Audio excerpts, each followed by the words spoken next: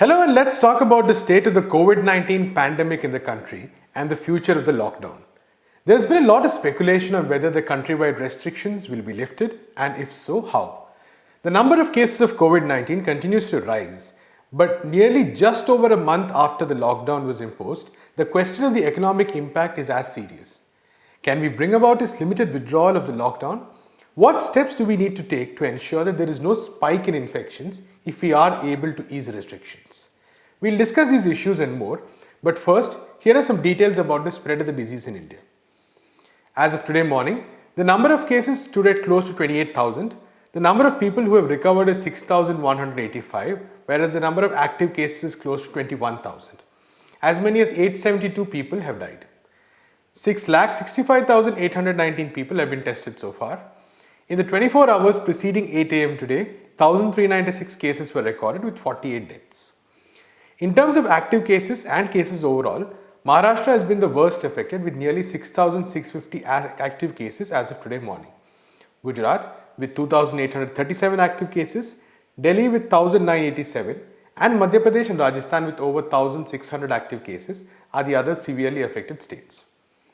Today, the Prime Minister had a call with the Chief Ministers of the states to discuss the situation. Many Chief Ministers have said that the lockdown should continue with some restrictions being eased. In Delhi, doctors and healthcare workers have been reported to have contracted the disease at both Max Hospital in Patpatganj and the Hindu Rao Hospital. The latter, which was closed on Saturday after a nurse tested positive, resumed services on Monday. The economic impact continues to affect millions. We saw last week the huge impact on agricultural mandis or markets across the country. The latest numbers by the Center for Monitoring Indian Economy state that 26% of the workforce in India is without a job.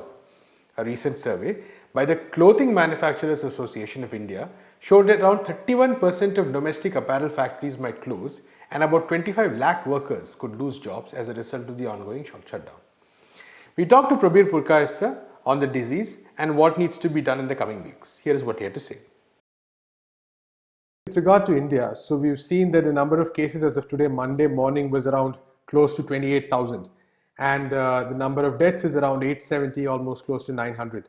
So, like you said, the progress of the disease in India has been comparatively much slower when we look at some of the countries in Western Europe. And at the same time, yesterday saw around 1,300 cases, I believe. So, the states again are talking about the possibility of loosening the lockdown a bit. The central government has not given a very clear mandate so far on this. So going forward, what are the key steps that need to be taken as far as the governments are concerned? You see, here again, if you take the figures, the gross figures don't tell the full story because India is 1.3 billion people. So one size fits all solution just won't work in a country as complex and as populated as we are. Now, if we look at the figures, Indian figures still show a rise. That means a doubling rate is probably about 8 days or so, maybe 8 to 10 days at the moment. Okay. Now, that's not a flattening of the curve in the sense, say, of Malaysia, which you will see the doubling rate is probably something like 25 to 30 days. It's pretty much a flat curve. And it also was at that point of time, at one point of time, it started actually at a higher level because by the time they reached 100, India was relatively behind, meaning that we saw our 100 number, which is the beginning of our charts, relatively about 7-8 days behind Malaysia. But if you now come to India, for instance, again, and look at all the states, you will find that flattening of the curve is visible, of course, in the case of Kerala, which has almost become flat, which means the new cases which are there are very few. Of course, you will have some spikes because even one infected person comes in, there will be some infections that you will see if you got right in the beginning. So some spikes, yes, but they seem to be in control. You will see the Telangana figures are also looking good. If you look at the Telangana chart, you will see Telangana curve is also flattening. And also Tamil Nadu seems to be also in some control of what is happening. But if you look at, for instance, the figures of Uttar Pradesh, you look at Madhya Pradesh, you look at even Rajasthan, and of course Maharashtra, which is very much, still rising. And Gujarat. All these are rising. Pardon? And Gujarat. and Gujarat. I was going to come to Gujarat just a little later. You will see all of them are rising, and there has been no significant control that you can see they have exercised. And so that is one issue. If you look at Gujarat, as you were talking, you will see its rate of change, that means the rate at which the infections are seen to rise, has been faster than most other states. Now, that's not surprising, because if you go to what the deaths were, and there is a death chart we have, you will see deaths in Gujarat were much earlier, more than most other states. In fact, they are now number 2 in infections and number 2 in deaths. But they were also number 2 in deaths about, say, 8 to 10 days back. And they were number 3 in deaths maybe about 2 weeks back. So Gujarat deaths have been much larger than the number of infections, which seem to indicate that testing figures were low. They're not catching the people who are really infected. Maybe they were just going after certain sections and not doing a wide enough testing. And normally the deaths takes place, the numbers rise 2 weeks after you see the infection, which is what you will see in Maharashtra, for instance. The numbers lag by about 2 weeks. But in the case of Gujarat, actually death figures seem to have been a precursor, showing that it was probably not being tested enough, infections are higher. So coming back to India, at the moment we are not still in control. Some states are flattening the curve. There are about 5-6 states, which include Madhya Pradesh, Uttar Pradesh, Rajasthan, and of course Maharashtra, and of course Gujarat. So these are the states which are not in control. Telangana, Tamil Nadu, relatively better. Delhi, looking up a bit, we have to observe quite closely. Maharashtra, some flattening, but still rising. So this is the picture that is there. So I would still think that even if lockdowns are partially lifted, we'll have to do a state-by-state approach. And the central government's directives, and they have issued something like 50 over the last 25, 30 days, they seem to be, again, a one-size-fits-all approach. It's almost saying that we have given you the directives, no state can go beyond it because it's done under the Disaster Management Act, and we have the powers. Most of the directives have also come from Ministry of Home. They are not really seem to be coming from a task force which looks at health, because this is a public health emergency. It seems to be a police approach that we seem to be largely taking, and that's going to affect the way we react to this particular pandemic. Because, you know, the number of people who are going to die are not that significant given our numbers. But the point is they have the possibility of overwhelming the health system, and that's what you have to really prepare for, that the numbers, when they come at the same time, doesn't overwhelm the system. At the same time, you now have to also see that people cannot go under this lockdown, particularly in countries like India, where there is a huge number of people who are migrants, who are without any sustenance, who do not have any daily employment. So you will have to consider at least getting some of your industries back slowly. But at the same time, if you want to go that route, then what you need to do is test extensively. And already reports are there. We're running out of what is called the RNA test kits, extraction of the RNA that you have to do. So the test kits may be there, but you're running out of essentially the other reagents, tools, chemicals that you need to run the tests. So just the machines and the kit is not enough. You also need other things along with it. So we have to see what the supply chain is. And finally, let's not forget, our numbers are still very, very low in terms of testing. But the good part of it is, amongst the people we test, about 3 to 4%, now about 5% seem to show infection. That's still much lower than the United States, for example, where 1 out of 5 people who are tested show the infection. Here, about out of 25 people we test, or 20 people we test, we find 1 infected. Right. So that's a much, much better figures in terms of the ratio. But in terms of the total number of people tests to the population, our figures are one of the lowest in the world. Right. Thank you so much, Prabir, for talking to us. In our next story, we look at 2 iconic athletes in India, archer Limba and boxer Dingko Singh. These athletes, who put India on the world map in their respective sports, inspired many. However, they are both unwell with diseases other than COVID-19. It took media reports for their respective associations to come to their rescue. We talked to Newsclick's Leslie Xavier on this issue. Thank you, Leslie, for joining us. So, we see two prominent Indian athletes, and especially, I don't know how many people today know, but at some point, both Limba Ram and Dingko Singh were really faces of Indian sports, as in they were people who took sports which were not that not that maybe popular in the Indian consciousness, and at the world stage made a name for India, and also inspired, I'm sure, a lot of young people to actually take up these sports, that's archery and boxing. And we now see that both of them are seriously ill, and the sports bodies seem to have been very, very delayed in actually, say, helping them out. So, is it a structural issue with how some of these associations and bodies work in these sports, or is it part of a larger problem?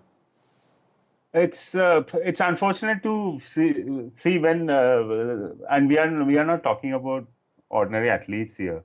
Yeah, India, and when we think about sports persons, the first and foremost names that come to mind is cricketers. But we have had some great champions in other sport, great champions who pushed sport to higher levels. So archery, when you name archery, and having grown up in the 80s, 90s, there was only one name, Limba Ram, and nobody would look beyond that. And anything archery, and you talk about Limba Ram.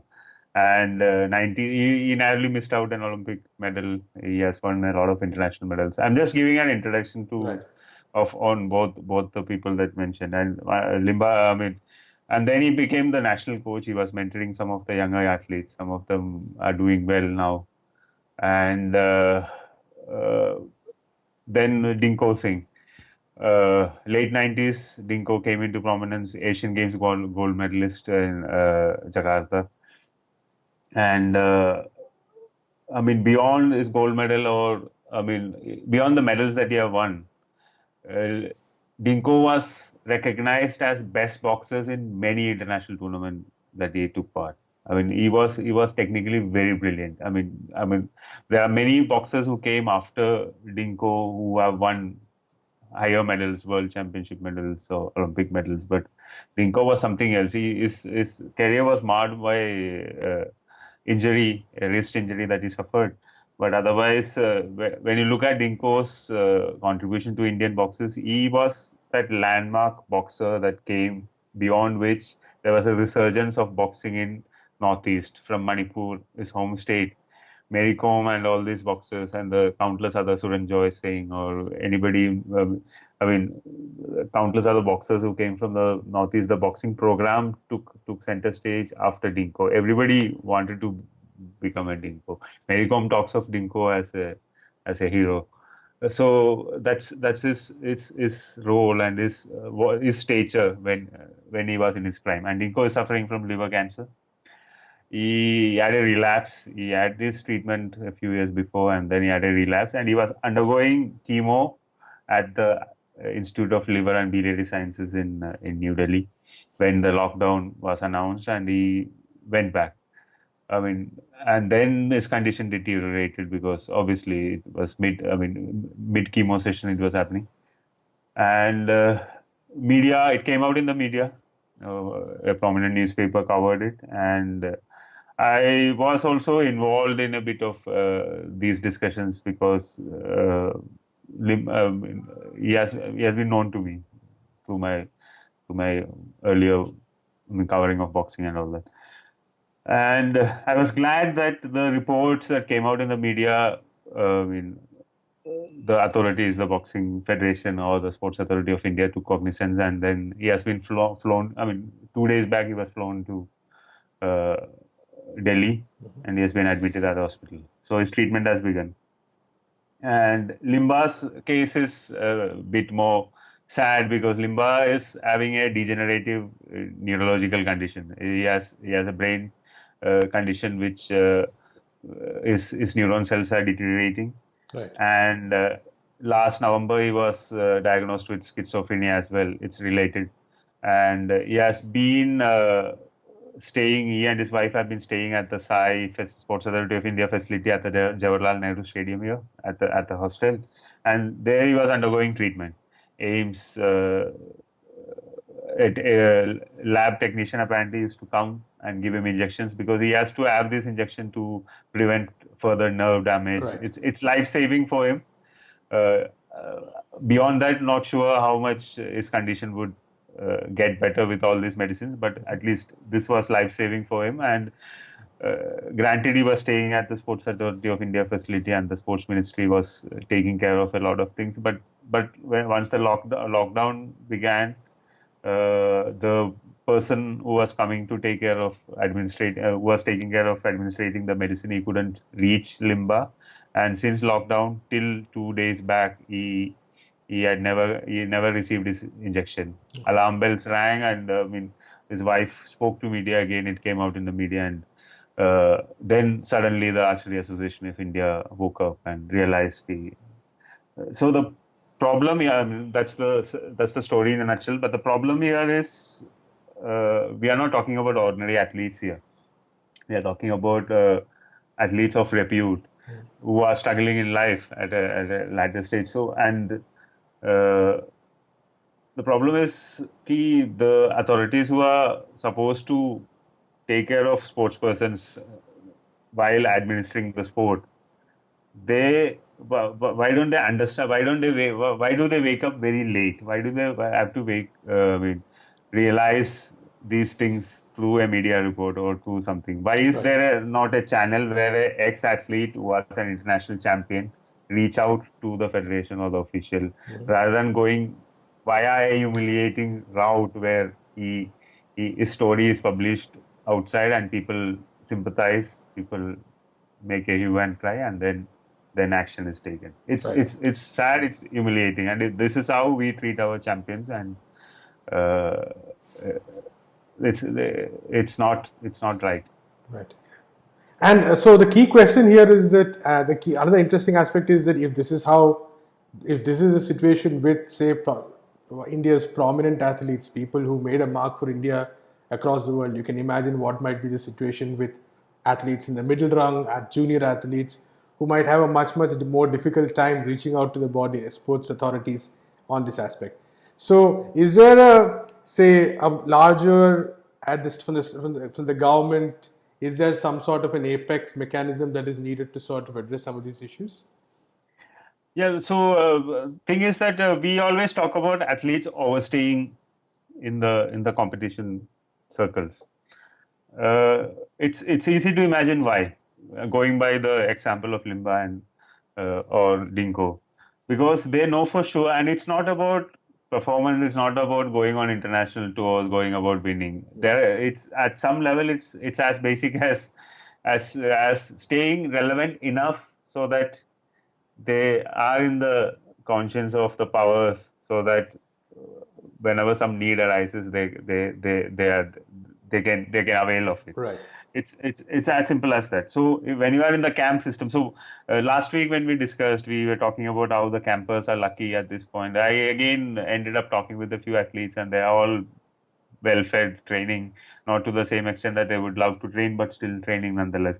So once you're out of that system, there is no safety net for our athletes. And see, it's not unique to India, if you ask me, because that's how the professional sport is set. India, again, there is a certain level of state intervention when you think about jobs or careers of these athletes, because most of them bank on getting a government job, so that takes care of the sustenance post their playing careers and whatever pension and all these things and all that. But things get bad when they need such situations, when they need medical intervention, when things go beyond them. It can happen to anybody. So it's as a basic thing like setting up an insurance system.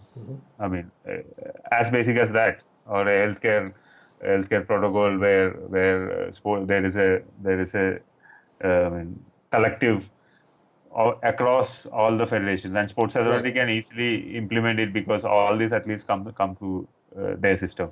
If that can be set up and a fund can be earmarked for that, but as so that our our athletes, in fact, feel secure, not just about the present but also about the future. Because some of these injuries, I'm not saying Dingko per se or Limba, some of these treatments might be because of their careers in the field.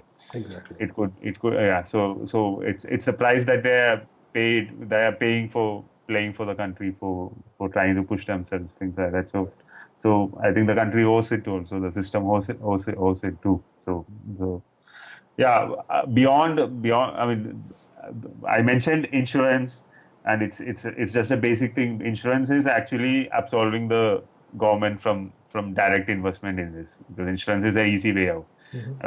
When we look at it, it should be a much more immersive and much more organized system for the athletes, in line with any service uh, uh, department. When you look at how they take care of their retired employees, Right. something on those lines.